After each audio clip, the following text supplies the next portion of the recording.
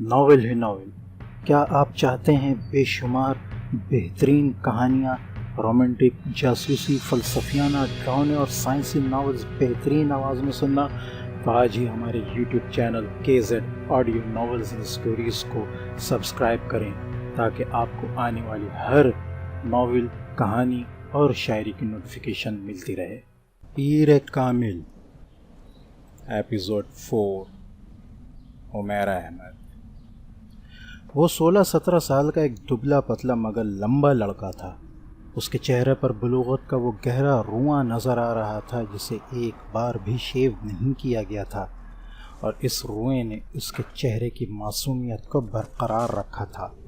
وہ sports shorts اور ایک ڈھیلی ڈھالی شرٹ پہنے ہوئے تھا۔ اس کے پیروں میں کاٹن کی جرابیں اور جاگرز تھے۔ چنگم چباتے ہوئے اس کی آنکھوں میں ایک عجیب طرح کی بے چینی اور اضطراب تھا۔ وہ اس وقت ایک پرہجوم سڑک کے بیچوں بیچ ایک ہیوی ڈیوٹی موٹر سائیکل پر بیٹھا ہوا تیزی سے تقریباً اسے اڑائے لے جا رہا تھا۔ وہ کسی قسم کے ہیلمٹ کے بغیر تھا اور بہت تیز انداز میں موٹر سائیکل کو چلا رہا تھا۔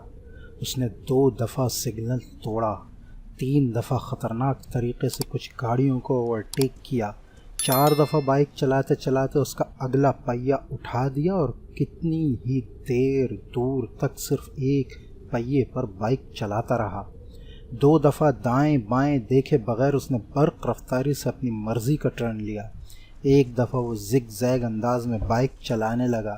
6 دفعہ اس نے پوری رفتار سے بائک چلاتے ہوئے اپنے دونوں پاؤں اٹھا دیے۔ پھر یک دم اسی رفتار سے بائک چلاتے ہوئے اس نے 1 وے کی خلاف ورزی کرتے ہوئے اس لین کو توڑا اور دوسری لین میں زناٹے کے ساتھ وہ گھس گیا۔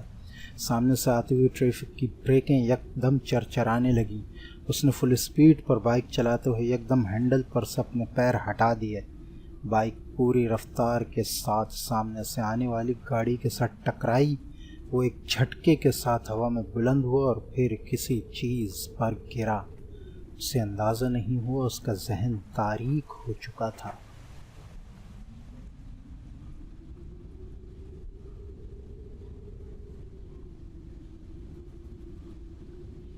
وہ دونوں لڑکے اسٹیج پر ایک دوسرے کے بالمقابل روسٹرم کے پیچھے کھڑے تھے، مگر ہال میں موجود اسٹوڈنٹس کی نظریں ہمیشہ کی طرح ان میں سے ایک پر مرکوز تھیں۔ وہ دونوں ہیڈ بوائے کے انتخاب کے لیے کنوینسنگ کر رہے تھے اور وہ پروگرام بھی اس کا ایک حصہ تھا۔ دونوں کے روسٹرم پر ایک پوسٹر لگا تھا جن میں سے ایک پر ووٹ فار سالار اور دوسرے پر ووٹ فار فیضان لکھا تھا۔ اس وقت فیضان ہیڈ بوائے بن جانے کے بعد اپنے ممکنہ اقدامات کا اعلان کر رہا تھا، جبکہ سالار پوری سنجیدگی کے ساتھ اسے دیکھنے میں مصروف تھا۔ فیضان اسکول کا سب سے اچھا مقرر تھا۔ اس وقت بھی وہ اپنے جوش خطابت کے کمال دکھانے میں مصروف تھا اور اسی برٹش لہجے میں بات کر رہا تھا جس کے لیے وہ مشہور تھا۔ بہترین ساؤنڈ سسٹم کی وجہ سے اس کی آواز اور انداز دونوں خاصے متاثر کن تھے۔ حال میں بلا شبہ سکوت طاری تھا اور یہ خاموشی صرف اسی وقت ٹوٹتی جب فیضان کے سپورٹرز اس کے کسی اچھے جملے پر داد دینا شروع ہوتے۔ حال یکدم تالیوں سے گونج اٹھا۔ آدھ گھنٹے کے بعد وہ جب اپنے لیے ووٹ کی اپیل کرنے کے بعد خاموش ہوا تو ہال میں اگلے کئی منٹ تالیاں اور سیٹیاں بجتی رہیں۔ ان تالیوں میں خود سالار سکندر بھی شامل تھا۔ فیضان نے ایک فاتحانہ نظر ہال پر اور سالار پر ڈالی اور اسے تالیاں بجاتے دیکھ کر اس نے گردن کے ہلکے اشارے سے اسے سراہا۔ سالار سکندر آسان حریف نہیں تھا، یہ وہ اچھی طرح جانتا تھا۔ اسٹیج سیکرٹری اب سالار کے لیے اناؤنسمنٹ کر رہا تھا۔ تالیوں کی گونج میں سالار نے بولنا شروع کیا دیا۔ Good morning friends. وہ یک لہجہ ٹھہرا۔ فیضان اکبر ایک مقرر کے طور پر یقیناً ہمارے اسکول کا اثاثہ ہیں۔ میں یا دوسرا کوئی بھی ان کے مقابلے میں کسی اسٹیج پر کھڑا نہیں ہو سکتا۔ وہ ایک لمحہ کے لیے رکا۔ اس نے فیضان کے چہرے کو دیکھا جس پر ایک فخریہ مسکراہٹ ابھر رہی تھی، مگر سالار کے جملے کے باقی حصے نے اگلے لمحے اس مسکراہٹ کو غائب کر دیا۔ اگر معاملہ صرف باتیں بنانے کا ہو تو حال میں ہلکی سی کھلکھلاہٹیں ابھریں۔ سالار کے لہجے کی سنجیدگی برقرار رہی، مگر ایک ہیڈ بوائے اور مقرر میں بہت فرق ہوتا ہے۔ مقرر کو باتیں کرنی ہوتی ہیں، ہیڈ بوائے کو کام کرنا ہوتا ہے۔ دونوں کے درمیان ٹاکر اور ڈوئر کا فرق ہوتا ہے، اور great talkers are not great doers. Salar کے سپورٹرز کی تالیوں سے ہال گونج اٹھا۔ میرے پاس فیضان اکبر جیسے خوبصورت لفظوں کی روانی نہیں ہے، اس نے اپنی بات جاری رکھی۔ میرے پاس صرف میرا نام اور میرا متاثر کن ریکارڈ اور مجھے کنوینسنگ کے لیے لفظوں کے کوئی دریا نہیں بنانے، مجھے صرف الفاظ کہنے ہیں۔ وہ ایک بار پھر روکا۔ Trust me and vote for me, مجھ پر اعتماد کریں اور مجھے ووٹ دیں۔ اس نے شکریہ ادا کرتے ہوئے جس وقت اپنے مائک کو آف کیا، اس وقت ہال تالیوں سے گونج رہا تھا۔ 1 منٹ 40 سیکنڈز میں وہ اسی نپے تلے اور کیلکولیٹڈ انداز میں بولا تھا جو اس کا خاصہ تھا، اور اسی 1.5 منٹ نے فیضان کا تختہ پلٹ دیا تھا۔ اس ابتدائی تعارف کے بعد دونوں امیدواروں سے سوال و جواب کا سلسلہ شروع ہوا۔ سالار سکندر ان جوابات میں بھی اتنے ہی اختصار سے کام لے رہا تھا جتنا اس نے تقریر میں لیا تھا۔ اس کا سب سے طویل جواب 4 جملوں پر مشتمل تھا، جبکہ فیضان کا سب سے مختصر جواب بھی 4 جملوں پر مشتمل نہیں تھا۔ فیضان کی فصاحت و بلاغت جو پہلے اس کی خوبی سمجھی جاتی تھی، اس وقت اس سٹیج پر سالار کے مختصر جوابات کے سامنے چرب زبانی نظر آ رہی تھی، اور اس کا احساس خود فیضان کو بھی ہو رہا تھا۔ جس سوال کا جواب سالار ایک لفظ یا ایک جملے میں دیتا، اس کے لیے فیضان کو عادتاً تمہید باندھنی پڑتی، اور سالار کا اپنی تقریر میں اس کے بارے میں کیا ہوا یہ تبصرہ وہاں موجود اسٹوڈنٹس کو کچھ اور صحیح محسوس ہوتا کہ ایک مقرر صرف باتیں کر سکتا ہے۔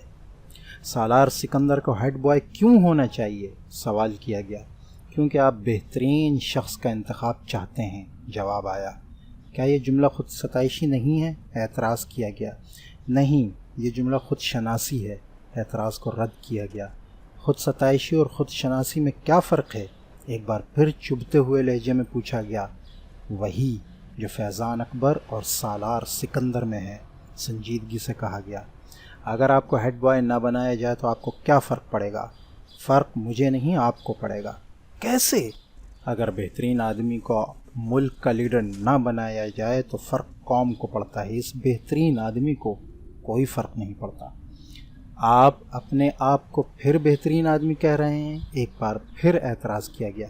کیا اس حال میں کوئی ایسا ہے جو خود کو برا آدمی کے ساتھ ایکویٹ کرے؟ ہو سکتا ہے ہو۔ پھر میں اس سے ملنا چاہتا ہوں۔ حال میں ہنسی کی آوازیں ابھریں۔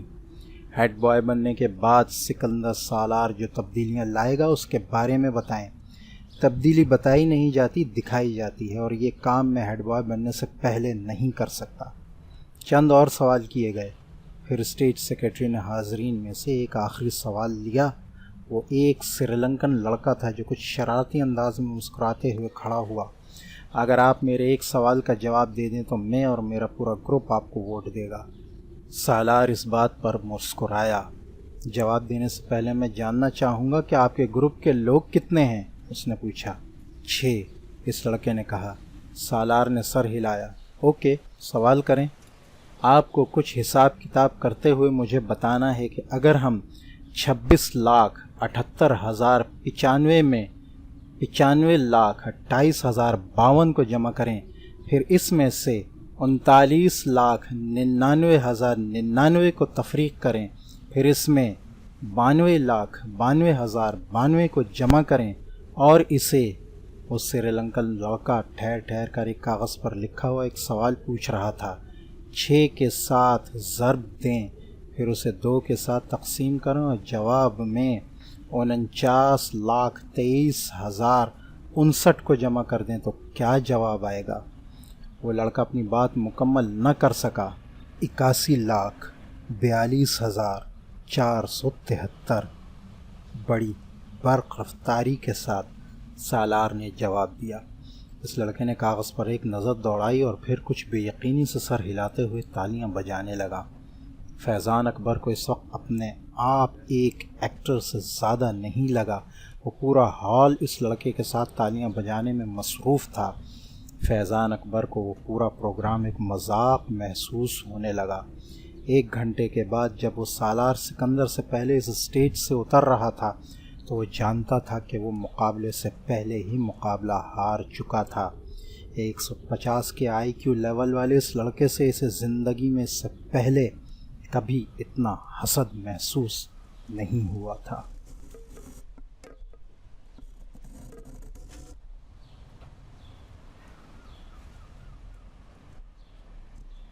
امامہ آپا، آپ لاہور کب جائیں گی؟ وہ اپنے نوٹس کو دیکھتے ہوئے چونکی۔ سر اٹھا کر اس نے سعد کو دیکھا۔ وہ سائیکل کی رفتار کو اب بالکل آہستہ کیے اس کے گرد چکر لگا رہا تھا۔ کل؟ کیوں؟ تم کیوں پوچھ رہے ہو؟ امامہ نے اپنی فائل بند کرتے ہوئے کہا۔ جب آپ چلی جاتی ہیں تو میں آپ کو بہت مس کرتا ہوں، وہ بولا۔ کیوں؟ امامہ نے مسکراتے ہوئے پوچھا۔ کیونکہ آپ مجھے بہت اچھی لگتی ہیں، اور آپ میرے لیے بہت سے کھلونے لاتی ہیں، اور آپ مجھے سیر کروانے لے کر جاتی ہیں، اور آپ میرے ساتھ کھیلتی ہیں، اس لیے۔ اس نے تفصیلی جواب دیا۔ آپ مجھے اپنے ساتھ لاہور نہیں لے جا سکتی؟ امامہ اندازہ نہیں کر سکی یہ تجویز تھی یا سوال۔ میں کیسے لے جا سکتی ہوں؟ میں تو خود ہاسٹل میں رہتی ہوں، تم کیسے رہو گے وہاں؟ امامہ نے کہا۔ سعد سائیکل چلاتے ہوئے کچھ سوچنے لگا، پھر اس نے کہا، تو پھر آپ جلدی یہاں آیا کریں۔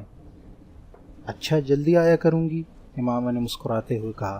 تم ایسا کیا کرو کہ مجھ سے فون پر بات کر لیا کرو، میں فون کیا کروں گی تمہیں۔ وہ اس کا بھائی نہیں تھا۔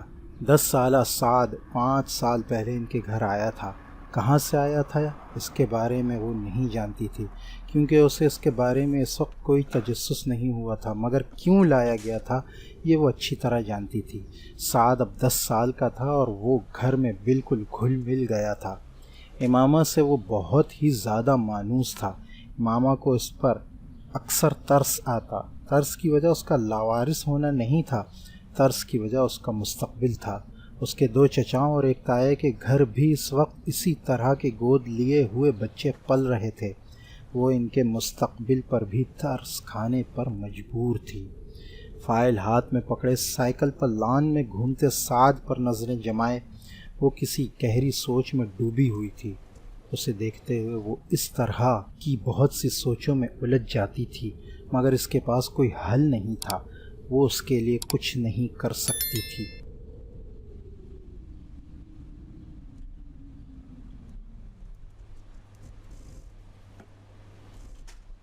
وہ چاروں اس وقت لاہور کے ریڈ لائٹ ایریا میں موجود تھے۔ ان کی عمریں 18-19 سال کے لگ بھگ تھیں اور اپنے حلیے سے وہ چاروں اپر کلاس کے لگتے تھے، مگر وہاں پر نہ ان کی عمر کوئی نمایاں کر دینے والی چیز تھی، نہ ہی ان کی اپر کلاس سے تعلق رکھنے کی امتیازی خصوصیت، کیونکہ وہاں پر ان میں سے بھی کم عمر لڑکے آتے تھے اور اپر کلاس اس علاقے کے مستقل کسٹمرز میں شامل تھی۔ چاروں لڑکے ریڈ لائٹ ایریا کی ٹوٹی ہوئی گلیوں سے گزرتے جا رہے تھے۔ 3 لڑکے آپس میں باتیں کر رہے تھے، جبکہ صرف چوتھا قدر تجسس اور دلچسپی سے چاروں طرف دیکھ رہا تھا۔ یوں لگ رہا تھا جیسے وہ پہلی بار وہاں آیا تھا، اور ان تینوں کے ساتھ تھوڑی دیر بعد ہونے والی اس گفتگو سے یہ ظاہر ہو گیا تھا کہ وہ واقعی وہاں پہلی بار آیا تھا۔ گلی کے دونوں اطراف میں کھلے دروازوں میں بناؤ سنگھار کیے نیم اوریاں کپڑوں میں ملبوس ہر عمر اور ہر شکل کی عورت کھڑی تھی۔ سفید، سانولی، سیاہ، گندمی، بہت خوبصورت، درمیانی اور معمولی شکل و صورت والی۔ گلی میں ہر شکل اور عمر کا مرد گزر رہا تھا۔ وہ لڑکا وہاں سے گزرتے ہوئے ہر چیز پر غور کر رہا تھا۔ تم یہاں کتنی بار آئے ہو؟ چلتے چلتے اس لڑکے نے اچانک اپنے دائیں طرف چلنے والے لڑکے کو مخاطب کرتے ہوئے کہا۔ وہ لڑکا جواباً ہنسا۔ کتنی بار؟ یہ تو پتہ نہیں، اب تو گنتی بھی بھول چکا ہوں، اکثر آتا ہوں یہاں پر، اس لڑکے نے قدرے فخری انداز میں کہا۔ ان عورتوں میں مجھے کوئی اٹریکشن محسوس نہیں ہو رہی۔ نتھنگ اسپیشل اباؤٹ دیم، اس نے کندھے اچکاتے ہوئے کہا۔ اگر کہیں رات ہی گزارنی ہو تو کم از کم انوائرمنٹ تو اچھا ہو۔ It's such a dirty filthy place. اس نے گلی میں موجود گڑھوں اور کوڑے کے ڈھیروں کو دیکھتے ہوئے کچھ ناگواری سے کہا، پھر گرل فرینڈز کے ہوتے ہوئے یہاں آنے کی کیا ضرورت ہے؟ اس نے اس بار اپنی بھویں اچکاتے ہوئے کہا، اس جگہ کا اپنا ایک چارم ہے، گرل فرینڈز اور یہاں کی عورتوں کا کوئی مقابلہ نہیں ہے۔ گرل فرینڈز اس طرح کے ڈانس تو نہیں دکھا سکتی جو ابھی کچھ دیر بعد تم دیکھو گے۔ تیسرا لڑکا ہنسا، اور پھر پاکستان کی جس بڑی ایکٹریس کا ڈانس دکھانے ہم تمہیں لے جا رہے ہیں وہ تو بس۔ دوسرے لڑکے کی بات پہلے لڑکے نے کاٹ دیا، اس کا ڈانس تو تم پہلے بھی دکھا چکے ہو۔ ارے وہ کچھ بھی نہیں تھا، بھائی کی شادی پر ایک مجرا کیا تھا، مگر یہاں پر تو بات ہی کچھ اور ہوتی ہے۔ وہ ایکٹریس تو ایک پوش علاقے میں رہتی ہے، یہاں کیوں آتی ہے؟ پہلے لڑکے نے کچھ غیر مطمئن انداز میں اس سے پوچھا۔ یہ تم آج خود اس سے پوچھ لینا، میں کبھی اس سے اس طرح کے سوال نہیں کرتا۔ دوسرے لڑکے کی بات پر باقی دونوں لڑکے ہنسے، مگر تیسرا اسی طرح چبھتی ہوئی نظروں سے اسے دیکھتا رہا۔ ان کا سفر بالآخر اس گلی کے آخر میں ایک عمارت کے سامنے ختم ہو گیا۔ عمارت کے نیچے موجود دکان سے تینوں لڑکوں نے موتی کے بہت سے ہار خریدے اور اپنی کلائیوں میں لپیٹ لیے۔ ایک ہار دوسرے لڑکے نے اس لڑکے کی کلائی میں بھی لپیٹ دیا جو وہاں آنے پر اعتراض کر رہا تھا۔ پھر ان لوگوں نے وہاں سے پان خریدے، تمباکو والا پان۔ دوسرے لڑکے نے اس لڑکے کو بھی دیا جو شاید زندگی میں پہلی بار پان کھا رہا تھا۔ پان کھاتے ہوئے وہ چاروں اس عمارت کی سیڑھیاں چڑھنے لگے۔ اوپر پہنچ کر پہلے لڑکے نے ایک بار پھر تنقیدی نظروں سے چاروں طرف دیکھا اور پھر اس کے چہرے پر اطمینان کی ایک جھلک نمودار ہوئی۔ وہ جگہ بہت صاف ستھری اور خاصی حد تک آراستہ تھی۔ گاؤ تکیے اور چاندنیاں بچھی ہوئی تھیں اور باریک پردے لہرا رہے تھے۔ کچھ لوگ پہلے ہی وہاں موجود تھے، رقص ابھی شروع نہیں ہوا تھا۔ ایک عورت لپکتی ان کی طرف آئی، اس کے چہرے پر ایک خوبصورت مصنوعی مسکراہٹ سجی ہوئی تھی۔ اس نے دوسرے لڑکے کو مخاطب کیا۔ پہلے لڑکے نے غور سے اس عورت کو دیکھا۔ ادھیڑ عمر کی وہ عورت اپنے چہرے پر بے تحاشا میک اپ تھوپے اور بالوں میں موتی اور گلاب کے گجرے لٹکائے، شیفون کی ایک چنگاڑتی ہوئی سرخ ساڑی میں ملبوس، جس کا بلاؤز اس کے جسم کو چھپانے میں ناکام ہو رہا تھا، مگر وہ جسم کو چھپانے کے لیے پہنا گیا بھی نہیں تھا۔ ان چاروں کو وہ ایک کونے میں لے گئی اور وہاں اس نے انہیں بٹھا دیا۔ پہلے لڑکے نے موجود بیٹھتے ہی منہ میں موجود پان اس اگلدان میں تھوک دیا جو ان کے قریب موجود تھا، کیونکہ پان منہ میں ہوتے ہوئے اس سے بات کرنا مشکل ہو رہا تھا۔ پان کا ذائقہ بھی اس کے لیے کچھ زیادہ خوشگوار نہیں تھا۔ تینوں لڑکے وہاں بیٹھ مدھم آواز میں باتیں کرنے لگے، جبکہ پہلا لڑکا اس حال کے چاروں طرف موجود گاؤ تکیوں سے ٹیک لگائے لوگوں کو دیکھتا رہا، جن میں سے کچھ اپنے سامنے شراب کی بوتلیں اور نوٹوں کی گڈیاں رکھے بیٹھے تھے۔ ان میں سے اکثریت سفید لٹھے کے کلف لگے کپڑوں میں ملبوس تھی۔ اس نے عید کے اجتماعات کے علاوہ آج پہلی بار کسی اور جگہ پر سفید لباس پہننے والوں کا اتنا بڑا اجتماع دیکھا تھا۔ خود وہ اپنے ساتھیوں کی طرح سیاہ جینز اور اسی رنگ کی آدھے بازوؤں والی ٹی شرٹ میں ملبوس تھا۔ ان کی عمر کے کچھ اور لڑکے بھی وہاں انہی کی طرح جینز اور ٹی شرٹ میں ملبوس نظر آئے۔ تھوڑی دیر بعد ایک اور عورت اسی طرح چیختے چنگاڑتے رنگوں والے کپڑوں میں ملبوس وہاں آ کر ہال کے درمیان میں بیٹھ کر ایک غزل سنانے لگی تھی۔ اس کے ساتھ کچھ سازندے بھی تھے۔ دو غزلیں سنانے اور اپنے اوپر اچھالے جانے والے کچھ نوٹ اٹھا کر وہ خاصی خوش اور مطمئن واپس چلی گئی، اور اس کے جانے کے فوراً بعد ہی فلم انڈسٹری کی وہ ایکٹریس ہال میں داخل ہوئی اور ہال میں موجود ہر مرد کی نظر اس سے جیسے چپک کر رہ گئی۔ اس نے ہال میں باری باری چاروں طرف گھوم کر ہر ایک کو سر کے اشارے سے خوشامدید کہا۔ سازندوں کو اس بار کسی تکلیف کا سامنا نہیں کرنا پڑا تھا۔ کیسٹ پلیئر پر باری باری چند ہیجان انگیز گانے لگائے گئے تھے جن پر اس عورت نے اپنا رقص پیش کرنا شروع کیا تھا، اور کچھ دیر پہلے کی خاموشی یک دم ختم ہو گئی تھی۔ چاروں طرف موجود مرد اس عورت کو داد و تحسین پیش کرنے کے ساتھ ساتھ شراب نوشی میں مصروف تھے۔ ان میں سے کچھ جو زیادہ جوش میں آ رہے تھے وہ اٹھ کر اس ایکٹریس کے ساتھ ڈانس میں مصروف ہو جاتے۔ حال میں واحد شخص جو اپنی جگہ پر کسی حرکت کے بغیر بے تاثر چہرے کے ساتھ بیٹھا تھا وہ وہی لڑکا تھا، مگر اس کے باوجود یہ اندازہ لگانا مشکل نہیں تھا کہ وہ اس ایکٹریس کے رقص سے خاصا محظوظ ہو رہا تھا۔ تقریباً 2 گھنٹے کے بعد جب اس ایکٹریس نے اپنا رقص ختم کیا تو وہاں موجود آدھے گھنٹے سے زیادہ مرد اتنا غفیل ہو چکے تھے۔ واپس گھر جانا ان کے لیے مسئلہ اس لیے نہیں تھا کیونکہ ان میں سے کوئی بھی گھر جانے کا ارادہ نہیں رکھتا تھا، وہ سب وہاں رات گزارنے آئے تھے۔ ان چاروں نے بھی رات وہاں گزاری۔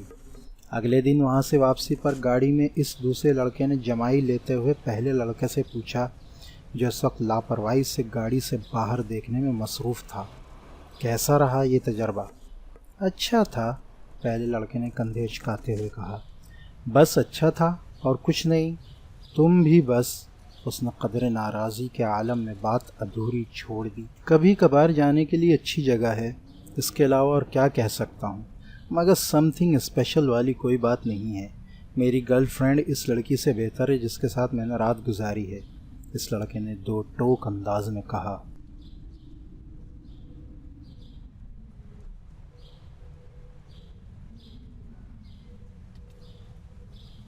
ڈائننگ ٹیبل پر ہاشم مبین کی پوری فیملی موجود تھی۔ کھانا کھاتے ہوئے وہ سب آپس میں خوش گپیوں میں بھی مصروف تھے۔ موضوع گفتگو اس وقت امامہ تھی جو اس ویکینڈ پر بھی اسلام آباد موجود تھی۔ بابا، آپ نے یہ بات نوٹ کی کہ امامہ دن بدن سنجیدہ سے سنجیدہ ہوتی جا رہی ہے؟ وسیم نے قدرے چھیڑنے والے انداز میں امامہ کی طرف دیکھتے ہوئے کہا۔ ہاں، یہ تو میں پچھلے کئی ماہ سے نوٹ کر رہا ہوں۔ ہاشم مبین نے وسیم کی بات پر بیٹی کے چہرے کو غور سے دیکھتے ہوئے کہا۔ امامہ نے چاولوں کا چمچہ منہ میں رکھتے ہوئے وسیم کو گھورا۔ کیوں امامہ، کوئی مسئلہ ہے؟ بابا، یہ بڑی فضول باتیں کرتا ہے اور آپ بھی خواہ مخواہ اس کی باتوں میں آ رہے ہیں۔ میں اپنی اسٹڈیز کی وجہ سے مصروف اور سنجیدہ ہوں۔ اب ہر کوئی وسیم کی طرح نکمہ تو نہیں ہوتا۔ اس نے اپنے ساتھ بیٹھے وسیم کے کندھے پر کچھ ناراضی سے ہلکا سا ہاتھ مارتے ہوئے کہا۔ بابا، آپ ذرا اندازہ کریں، میڈیکل کے شروع کے سالوں میں اس کا یہ حال ہے تو جب ڈاکٹر بن جائے گی تب اس کا کیا حال ہوگا؟ وسیم نے امامہ کی تنبیہ کی پرواہ کرتے ہوئے اس کا مذاق اڑایا۔ سالوں گزر جایا کریں گے، مس امامہ ہاشم کو مسکرائے ہوئے۔ ڈائننگ ٹیبل پر موجود لوگوں کے چہروں پر مسکراہٹ دوڑ گئی۔ ان دونوں کے درمیان نوک جھوک ہمیشہ ہی رہتی تھی۔ بہت کم مواقع ہوتے تھے جب وہ دونوں اکٹھے ہوں اور ان کے درمیان آپس میں جھگڑا نہ ہو۔ مستقل بنیادوں پر ہوتے رہنے والے ان جھگڑوں کے باوجود امامہ کی سب سے زیادہ دوستی بھی وسیم کے ساتھ ہی تھی۔ اس کی وجہ شاید ان کے اوپر تلے کی پیدائش بھی تھی۔ اور آپ تصور کریں، اس بار امامہ نے اسے اپنی بات مکمل کرنے نہیں دی۔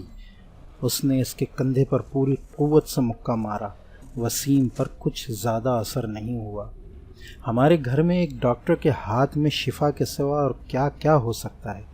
آپ اس کا مظاہرہ دیکھ رہے ہیں۔ اس سے آپ یہ اندازہ بھی لگا سکتے ہیں کہ آج کل کے ڈاکٹرز وارڈ میں مریضوں کے ساتھ کیا سلوک کرتے ہوں گے۔ ملک میں بڑھتی ہوئی شرح اموات کی ایک وجہ۔ بابا، اس کو منع کریں، امامہ نے بالآخر ہتھیار ڈالتے ہوئے ہاشم مبین سے کہا۔ وسیم، ہاشم مبین نے اپنی مسکراہٹ ضبط کرتے ہوئے وسیم کو جھڑکا۔ وہ بڑی سعادت مندی سے فوراً خاموش ہو گیا۔